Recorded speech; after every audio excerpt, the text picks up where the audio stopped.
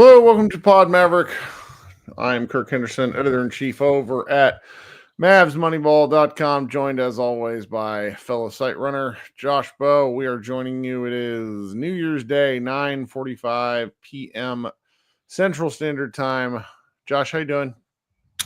Doing okay. Just realized after you hit play that I've got a computer wire hanging in my background. I forgot to turn on my overhead light. We are starting the year off right. I am in the dark with a cluttered background. Very appropriate for how the Mavericks season is currently going. So why not, I guess, just lean into it. Kind of a bleak evening. I mean, not entirely unexpected. The Dallas Mavericks fell to the Houston Rockets 110-99. Kyrie Irving was back in the lineup. They're clearly using his shoulder issue as a reason for rest because he wasn't even on the injury report in the pregame. Klay Thompson was back from a one-game injury or illness or whatever it was. Derek Lively returned to play. You know, kids said they're going to keep him in the high teens up to about 20 minutes, which ended up being what they did. And Dallas Mavericks just didn't really have the horses to hang with a very aggressive Rockets team. If you're watching this game in the first half, you were probably pretty frustrated with how the game was reffed.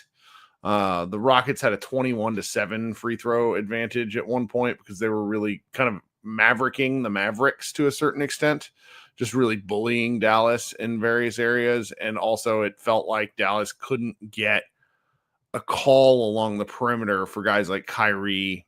And you know, frankly, this is how the Rockets are designed to play. So just beating the shit out of a team, and that's what they did. Like, this is in the rank of Mavericks losses, this one is like kind of up there in the you know, what I'm normally pretty fucking heated every loss for one reason or another. And this one more or less boils down to Dallas was missing Najee Marshall. PJ Washington got hurt in the game, which we'll address later. Luka Doncic wasn't playing. Lively was on a minutes restriction. And those factors were more than enough to work against the Mavericks. And the Rockets just outworked them, outbullied them, whatever you want to say. And we'll talk about sort of elements as to why. But, you know, you have Luka in this game. It changes. So, you know, there's this, I like this take from Tanya in the chat. She says, I'm tired of being up 10 to 15 points and getting blown out. You and me both. Though at least I felt like the Mavericks had the ingenuity and the roster against the Kings to be able to hold off the Kings. The Mavericks had nothing tonight.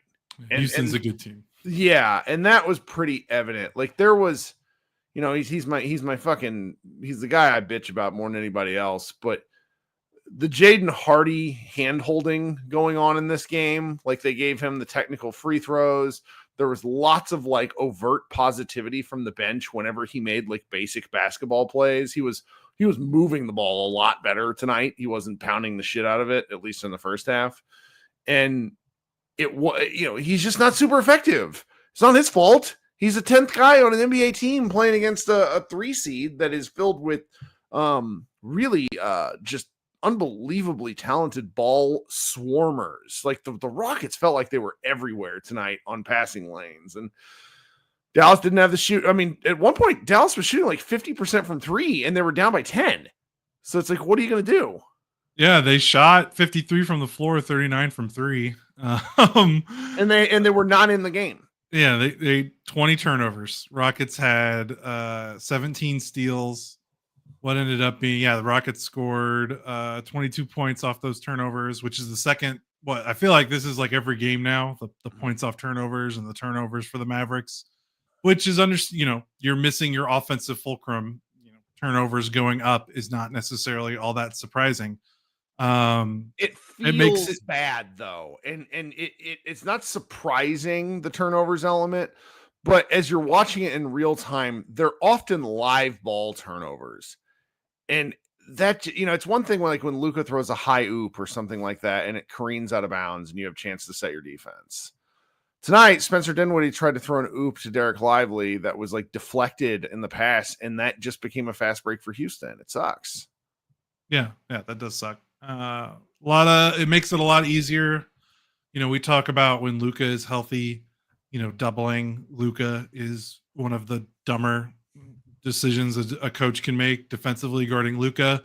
Well, when Luka's not out there, it's a lot easier to double Kyrie because there's not that outlet, there's not that gravity that Luka provides. And Houston swarmed Kyrie from pretty much opening tip. Kyrie got loose in the second half and scored the ball well in the third quarter and parts of the fourth while the game was still sort of within reach. But Kyrie had 4 turnovers, only 2 assists. Players weren't making shots, but also it's just, and this is not even Kyrie's fault. He's 6'1" or whatever. It's just easier to double shorter players. It's even easier to double shorter players when you're down Luka and you're down Najee Marshall, who are your 2 best, connective offensive threats off the dribble. Because with Kyrie doubled, they were all right, PJ Washington or some, Spencer Dinwiddie or one of the bigs catching it, Maxi Kleba catching it outside the 3-point line. They were totally cool with that. And Kyrie, had a couple turnovers in those double teams as well. So that with no Luka, that plays right into what Houston likes to do. Like you said, they're such an aggressive defense, and Luka is such a calming presence. And I know that people sometimes want the Mavericks to pick up the pace, which they have over the last few years. This is the kind of game where you need Luka to be let's calm it down, let's slow it down, let's get a good shot here. And instead, there was a lot of running around like a chicken with its head cut off, I feel like, possessions, because Houston kind of forced them into that because there was no one really on the floor that could slow things down and organize the team. Kyrie tried to do that as well as he can, but, he's basically on an island out there in terms of, point guards. Dinwiddie helps a little bit, but, he's like your third string point guard technically. So, you're really feeling it now. When they're playing against these better teams, you're really seeing, the impact of not having Luka and how it just kind of trickles down to every other spot on the roster. Yeah. And I'm trying to think. I mean, no one watched or listened to our Sacramento Kings podcast, which we talk about this. When the Mavericks lose, people just tune out, which is natural, unless you're a sicko. But this, if you were a frustrated fan after Portland and after the Sacramento game, and maybe I just wasn't emphasizing this point of it enough. It does not get there are no holes in the upcoming Mavericks schedule. Things are going to get. I don't see any easy wins. No, do you? No, they got what? Don't they play? I mean, it's like a handful, but it's maybe even less than a handful. So we go Memphis, Los Angeles, Portland, Denver, New Orleans, Oklahoma City, Charlotte, Minnesota, Oklahoma City, Boston, Washington, New Orleans, Detroit. Yep. New Orleans, Detroit, Washington, Portland, Charlotte. You say Portland. Portland beat their ass last game. So it's I'm kind of. But by the time they play Portland again, they'll have Najee, hopefully, But again, if PJ's out, is PJ going to be available? That's tough. But if Kyrie's there, if Najee's there, if Lively's there, I would assume they can beat the likes of Portland, Charlotte. But again, those games aren't guaranteed now, though. They're just not in the way that they are when you have everyone healthy. So, I mean, if you're talking about betting lines, those will probably be the games that they're at least favored. But yeah, they're going to play 3 straight games where they're not going to be favored to win them. Sure. Cleveland, Memphis, Los Angeles. So that's tough. Real tough. And it just makes talking about the team in any sort of way critically a little more difficult, because when you don't have your engine and the way the team is built, it often feels like cheap shots. Right, because guys are playing above a spot that they should be playing, being asked to do stuff that they shouldn't be. This was the 2022-23 Mavericks after they lost Brunson. Yeah. Everybody was playing a step higher. the Mavericks looked good and looked okay, and then Luka needed 60, 20, and 10 to beat the Knicks, and then the Mavericks were simply never the same. Don't short count Luka. It was 60, 20, and 20. You're right. Alma in the chat says Grizzlies basically without their whole roster and managed to beat the Suns.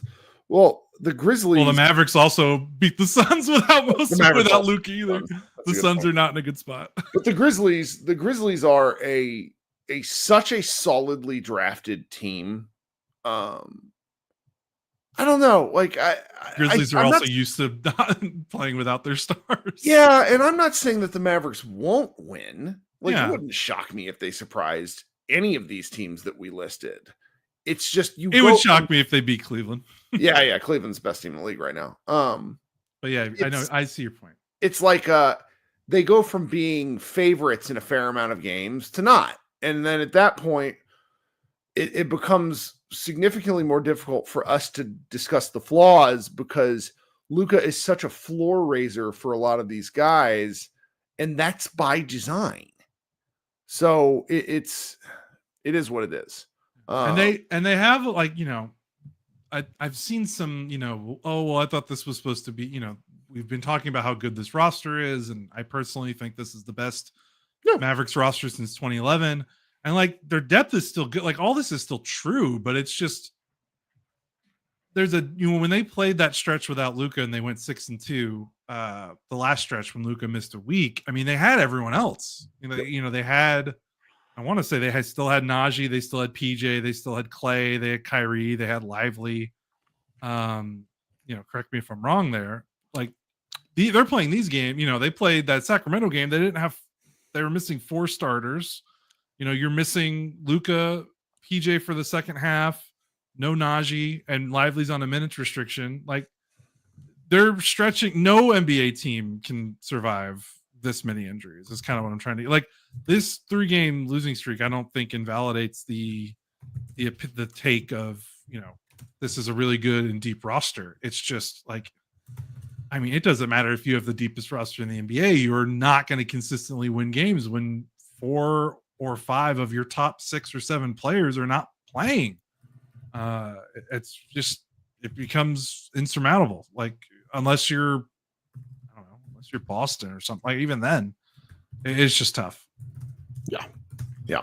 And right now I'm getting it. This is mainly my Twitter feed, which I always over index, but I'm getting a lot of like refs complaining about this particular game. And I'm not super interested in it. I do think it's worth mentioning that what the Mavericks did from the trade, you know, basically Luka's 70-point game on, really following the trade deadline when the NBA changed kind of physicality definitions and what they allowed. The Mavericks were a physical team. Okay. Yep. And maybe that'll change again in the playoffs, that they'll be allowed with some leeway. But Houston is such a physical team that they dare you to call stuff. And the first quarter, really the first quarter and a half, Houston didn't have much go against them. And then that turned a little bit. And you know what happened? Did the Mavericks take advantage of the overly aggressive Houston defense to either hit free throws or find a way to get easier baskets? I would argue no, they didn't, because they missed half their free throws. Yeah, that's not great. And so it's like you look at this game and there's just some schedule elements to it. And I'm more concerned about what does it mean going forward. I mean, I got one of my good Twitter friends, Jordan, being like, I was told this team was deep. They are deep, but when the engine is gone, the ceiling drops significantly. So what do we expect here? Like where I really want to have some quibbles and take issue is like when they're deciding to rest Kyrie Irving. I'm getting frustrated with that. Like if Kyrie needs a break after 7,000 minutes, okay, not really going to argue with it. But if you have your choice between a game against the Sacramento team who clearly on the ropes or a Houston team who is basically going to stab you for 48 straight minutes, who are you playing him against? I mean, I think it's because of the timing, because he played the back-to-back. The Sacramento game was 3 and 4 nights, and he played 80 minutes in the back-to-back against Phoenix and against Portland. Yeah. So the game to rest him, if you wanted to talk about where you should have rested him, maybe you rest him against Portland, and then you have him available Sacramento. Because you can't play Kyrie 3 games in 4 nights, and you can't play him 120 minutes in those 3 games. Like that's malpractice. That's organizational malpractice. Like you just can't. Yeah. The only way you can, justify is maybe you rest in Portland, then you play him Sacramento when PJ comes back from suspension. Maybe that makes more sense. But Kyrie also really wanted to play, and he played a very inspired game. Yeah, he played a very inspired game against Portland. They should have won that Portland game. He dropped like 40-something points. They still had enough horses, I think, even without Najee, without PJ, without Lively, to win that Portland game. That's the one that hurts. Maybe you sit him that game, you play him Sacramento, but he wasn't going to play these last 4 games. He's not playing. He's sitting out one of them, and they, they did the best they can make that.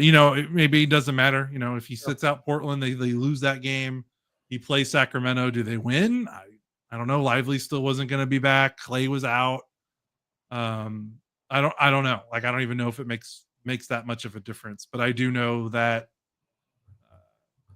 he shouldn't have played. Like, after he played that Portland game, he could not have played that Sacramento game. That would have been madness for him to play all 3 of the 3 and 4 nights. But it also makes the decision. I don't know how they make these decisions now with all these injuries and suspensions. Like, it's just harder. Like, if Luka was healthy, then yeah, maybe Kyrie rests an extra game, or I don't know what it is, or they figure something out. I don't know. It's not easy decisions right now. Well, making health-based decisions is frankly really difficult, and that allows me to speak about our current podcast sponsor, company that I've spoken about regularly now, going on almost 6 weeks. Body Spec is a company that provides a DEXA scan, which is a full body composition scan that helps you understand what's going on with your body. Whether you're an athlete, person with a desk job like Josh and I, or a person really considering getting back into shape, a DEXA scan is a great way to learn more about where you are in your fitness journey. If you'll head into the show notes, there is a link to Body Spec, and you can see what I'm talking about. Right now, we're still offering a holiday promo code, PODMAVS45 at checkout to get $15 off a single scan. We're in the new year. This is a great way to kind of kickstart your New Year's resolution. Competitors charge as much as $150 for a scan like this, so you'll be getting real usable information for a great price. Again, if you'll visit the link in bodyspec.com in the show notes and use PODMAVS45 at checkout. Josh and I have each had one of these scans. They're an interesting process. I have I'm basically waiting until Monday, because the new year starting on a Wednesday has thrown me off. I'm waiting on Monday to sort of kickstart off a couple of New Year's resolution based things, mainly habit forming items. One of the things my DEXA scan told me was that despite a lot of really good lean muscle mass, I also have a lot of like the worst kind of fat, which is not shocking. Hey, me too. Yeah. I can't even remember what it's called. Visceral fat is what it is. Really brutal. Calling it that, like, couldn't you chosen maybe a different word? It's like basically calling it "fuck you" fat, and it's like this is the fat that will kill you, and it's fair. And it's like I've spent much of the last 5 years like really getting into pretty good physical shape, but I still also indulge a lot. And I think what the scan kind of informed me of is that there's just things I've got to peel back on and try to do a little bit differently. And that was very informative. As I round past 40, things basically just like stop working. Like, it gets cold. This is gonna sound stupid. It gets cold and my feet hurt. Mm-hmm. What is that? And so it's like, and then, I've had to go to like a podiatrist. I've had to go to various sports medicine doctors to help with different stuff. And, learning that I really need to probably drop, let's just say, like 7 to 10 pounds could make a big difference. And just kind of getting that biofeedback back and learning about it. And then it comes with like some suggestions along with access to like a pretty big community of people that have had these. It's just interesting. Like, I'm glad I did it. We have a lot of podcasts. I don't act like we're like awash in podcast sponsor opportunities, but it was pretty cool to partner with a company that is not necessarily one that is directly adjacent to Mavericks basketball, is what I will say, not to alienate future sponsors. But anyway, because we will take your money. Yes, we will take your money. If you want to we will. Try not carb. We have one guy in the chat saying, try not doing carbs at night. Well, yeah, try, but the real, when you stay up till 1:30 in the morning making Mavs Moneyball content, it's a little bit easy. To make simple mistakes. Anyways, looking forward to recommitting in the new year. We'll be right back with some additional words from our sponsors. Thanks so much. Okay, thank you everyone for letting us do some business here. If you haven't subscribed to the show, please do so. Okay, so we've been kind of complaining and kind of just saying, okay, this is where the Mavericks are. This is why we lost. Should we get into were there any particular things that stood out to you in this game? Because I have like one and only one thing that really where I'm like, all right, the Mavericks have to figure this out. I'm assuming we're thinking about the same thing because it's Daniel Gafford. It's yes, but it is not. I am not pinning this on Daniel Gafford. Daniel Gafford at one point in 10 minutes was a -29, which the Houston Rockets radio broadcast basically said was like the worst plus minus in that short of time in like recorded NBA history. Don't know if that's true. That sucks. What it says to me though is that we have to fast track the Lively of it all. Lively played 20 minutes tonight. He was one of the rare pluses. He ended up with a +5. They looked awesome when he was on the floor. They looked awesome when he was on the floor. And he has to find a way to stay on the floor. I've been arguing's harsh. I've been debating back and forth in my mentions with people since as the game goes on. We all know the NBA was called differently in the second half of last season. Derek Lively has to find a way to adjust to the physicality that is allowed and play towards it. He is making some absolutely asinine fouls when he plays, like really dumb stuff. And it's like hip checking. It's like hands on other people. He's not getting his money's worth with his fouls. Do you know what I mean? Like, yeah, I know what you mean. His second and third fouls, I remember that he picked up within 30 seconds of each other. We're both like biting on pump fake kind of fouls. And if you're out there going, God, those weren't fouls, I'm not gonna argue with you, but I'm not the ref, so he has to adjust to the rules as they're being called. And here's the kicker, guys. This is extraordinarily important. He can. This is not a guy reliant on one style of play. We witnessed, he's played less than 100 NBA games at this point that weren't their regular season. I'm pretty sure. I'm going to go look that up. Yeah, close. Yeah, I think so. Because he played probably 60 games or so last year. He played 80 regular season games. Last year? And then he played, yeah. Yeah, he played 80? No. He has played 80 total regular season games. And then in the playoffs, he has played. Sorry, Basketball Reference is a little funky to navigate sometimes. In the playoffs, he's played 21. Okay, so he has just now surpassed 100 games total. It's nothing. Like, that's nothing. This is a guy that's going to finish with 850 to 1,000 career games. Like, we're not even partway through this guy's career. We're in the loading stage. So he can absolutely figure this out. The Mavericks need to work with him when they have the opportunity to do so. And I feel comfortable that he's going to suss this out. But I more think of Gafford turning into Flambe as in terms of Lively needing to play more.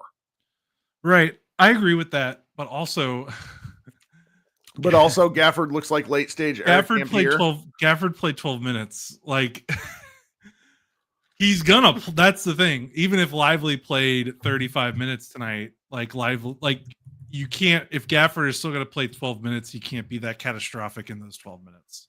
That's the part that I'm a little bit concerned about. Now, obviously, if Lively plays more, then maybe you have a lead, you have more cushion to work with, so that when Gafford does come in, and if he does stink it up for 15 minutes, it's not as catastrophic as it felt tonight. Because again, Lively was on minutes restriction and he picked up 4 fouls in 20 minutes, so he just wasn't. And then I think the minutes restriction was what was keeping him off the floor more than the foul trouble. But the thing with Lively that he's kind of been injury, like he is injury prone. He couldn't stay on the floor at Duke. Couldn't, it was tough for him to stay on the floor. And I think it's less like there's something wrong with his body. No. And it's more that he is so freaking athletic, and he is so he tries so hard. Like, I think he's kind of got this boundless athleticism that leads to some reckless plays that just reckless might be too strong a word, because that implies that like it's his fault, but he gets in the mix, and that's like a great quality to have. Like he wants to dive for every loose ball, he wants to go after every play, but he puts himself in so many situations because he can, because he's so athletic, and because he wants to win, that he sometimes kind of gets dinged up a little bit more than maybe he should. And that's something, maybe he needs to get a little older and wiser, and know what plays to go head first into, and which plays that he might need to take a step back. And he'll get that as he gets older. But the Gafford thing, Kirk, the Rockets in the third quarter? I don't know which quarter it was, but literally when Gafford checked in, the Rockets offense went, all right, just stop what we're doing. It's Sengun post-ups. Like, literally just give the ball to him, clear out. Let's act like it's 2004 and just 4 guys watch this guy post up one-on-one. And he scored almost every single time, it felt like. I mean, it was quite the cooking of one singular player. And Mavericks decided to double a little bit, didn't really work, but like, it's been a while since I've seen a player post up another player, like be that cutthroat about just because that's not, they post up Sengun a decent amount. Like, I'm not trying to say they did something out of no, but he was stretching that was all the way out to the 3-point line, and Gafford was like just no answer. Concrete feet. It was bad. And I have largely sort of stayed away from the like really frustrated discussion around them, because again, if you're talking about Gafford in the context of he's not playing good enough, full stop, I'm not going to argue. If you're talking about how there are other backup centers on the market who are somehow better than him, I give me options. Who are you talking about? Are the Mavericks going to be able to go get Jonas Valanciunas? Probably not. His contract's kind of big. Like, that's like one of, and people who want like Nikola Vujacic. Again, like, I don't want to insult people, but I can tell when you haven't watched basketball if your solution for Gafford's bad defense is to go get Vujacic. The only argument I could see is less about getting a better backup center, which is just so silly because Gafford is still, but more about how you allocate your resources. Like, they spent a first round pick to get Gafford. He's probably due. I think he's due for a new contract in the next few years, right? He is. Next year's his last year. They will move him before that. Like, right. They're not signing him to a new deal. Right. I think that becomes a more interesting conversation to me. Yes. Where it's like, financially and draft capital wise, how much do you invest? It's not necessarily can you get a better backup center, but it's can you get comparable production for lesser money or however you need to acquire them, and you spend that Gafford money on something else, because he is going to play himself into a pretty nice contract because he's played really well in Dallas, but this last week or so has been pretty tough. He's been not good this year. Well, let's be honest. He said in the preseason he put on a bunch of muscle, and it's like, for what? You can't rebound, you can't really defend, and teams are taking away the lob to him pretty regularly. And And so it just becomes one of these situations where I don't see the Mavericks doing something right now. Now they could. They really could. I mean, No Name in the chat says Valanciunas makes 11 million. Maybe they could go get it. And I don't know. I hate beating a guy up for the position that he's been put in by the Mavericks. Okay? Like that, we've watched some heinous centers on these Mavericks teams the last few years. Like, and not only that, heinous centers that we were told by the combination of the Mavericks and the local media that were like, well, if they just get a chance. And it's like, no, they're bad. They're bad centers. Willie Cauley-Stein sucked. It's just tough. Like L9 keeps mentioning Isaiah Stewart. I don't think he can play offense with these Mavericks, but it's again, what are you talking about? Are you concerned about defense, that sort of thing? Maybe. I'm not anti. I just beating him up serves the purpose of what, when I think it's the Mavericks' fault for valuing him as a 1B to Lively's 1A, which is not what he is. And I think, yeah, I agree. And then my one counter would be, even if everything's going right, and if Lively's playing 32 minutes a game, Gafford's still playing 12 to 18. And if those minutes are as bad as they were in a game like tonight, they have to figure that out. Like, they can't lose those minutes so bad. Like, he can't be that bad in his minutes, because it's not like he's going to be out of the rotation. He's in a bad place right now, and it's pretty evident. Right. That has to, regardless of what they do with Lively, regardless of how Lively continues to develop, it's not like Gafford, for the time being, is going anywhere. He's going to be part of this rotation. Even if he's not a starter anymore, even if Lively starts and plays more minutes, it's not like you're reducing Gafford's minutes to 0. Like, he's still going to be a big factor of this team. So they got to figure out a way to play either around it or get it better or change something, because they can't keep playing him like this and expect to win consistently his minutes if he's playing like this. I'm assuming this is pointing out just how silly this conversation is from Just Incredible. He says, is there a backup center who won't get played off the floor during the playoffs? No, I know. Yeah. That's the long-term picture of it. Yeah. I mean, they're backups for a reason. Like, every team, when you get to nut crunch basketball and you're playing against good teams, your bench minutes is just, let's survive. Like, that's kind of the goal. Just don't get obliterated. But they got obliterated tonight when Gafford played, and Sengun was just murdering him, man. Yeah. Just because Sengun's like, he's very crafty, and the fact that the Mavericks were having to send soft doubles at him was pretty strong indictment. Whereas I don't remember Lively guarding him that much. I don't remember those minutes.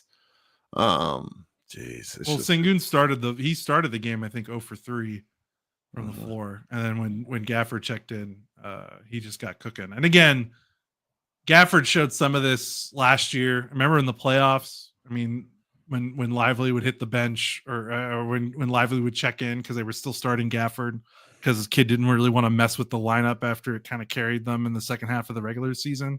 I mean, we saw in the playoffs, they were so much better with Lively on the floor compared to Gafford. So it's just got to become a thing of, like, we know that the team plays better with Lively when Lively's able to stay on the floor than versus Gafford. It's less about that. It's more just, okay, so when Gafford's on the floor, how can they do a better job winning those minutes, because he's not going anywhere. And this is great. In the chat, No Name says blocks aren't defense, which is just like, God, the Mavericks have apparently lost 5 of 6 games where they've had these massive block totals, and their blocks are an element of defense, but they are often talked about as defense, which is just this team is built a certain way, and when the foundation is pulled out from under it, you start to see the cracks. Is it bad that I want Kyle Kuzma? That is a fantastic comment, Jeremy. Thank you. I think so. Well, we're gonna start to see the people kind of come apart at the seams the next several days. I know, because there's gonna be some bad loss, some ugly looking scores coming up in the next week. But funny enough, like Houston shot 48% in the restricted area. They didn't shoot too well from 3, so you limited them from the best spots on the floor. They shot 8 of 10 from mid-range, which are the shots that the Mavericks are okay giving up. So that's kind of a tough beat there as well. But also, they went to the free throw line a ton. And that's another thing, when we talk about Gafford and we talk about like Maxey, their defense, those two they're contesting the rim about as well as they can. Maxey got beat at the rim a few times, so did Gafford. I'm not saying they've been flawless, but at a certain point when you give up uncontested line drives to the rim, like you're putting your big man in a no-win situation. You can't give NBA players these runways to your big man and just hope that your big man will always clean it up. Their perimeter defense has struggled lately. And, PJ goes out and he wasn't able to finish the second half. Like you've got Kyrie and Clay and Jaden Hardy playing a ton of minutes. Like they're having trouble staying in front of guys right now. And like Luka, for all of his faults that he can bring on the defensive end sometimes, like just a big dude. It's hard to get, go through him. Yeah. Teams can sometimes pick on him off the ball, but in terms of like on the ball, like I think that's Luka's best strength is guarding on the ball on defensively, to be frank. And I think the Mavericks are struggling a little bit there. Their point of attack has been a little shaky, and I hesitate to even bring this up because I'm going to get 1,000. This is why you don't, you re-sign Derrick Jones Jr. And I get it.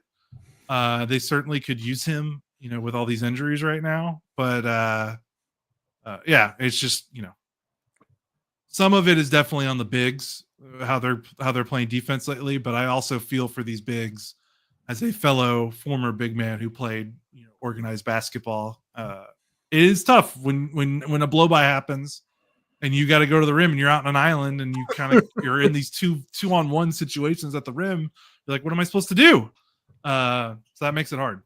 Do you think we talked enough about the fact that the Rockets are just good? Rockets are great, dude. No Amen Thompson, no Tari Eason. So they're like, all right, Cam Whitmore, you play 24 minutes, and he lights it up. Weak link is why they're not going to end up going anywhere in the playoffs, but they're going to be a bitch to even get there. Like their engine is ostensibly Jalen Green and Alperen Sengun, and Jalen Green is such a trick or treat basketball player.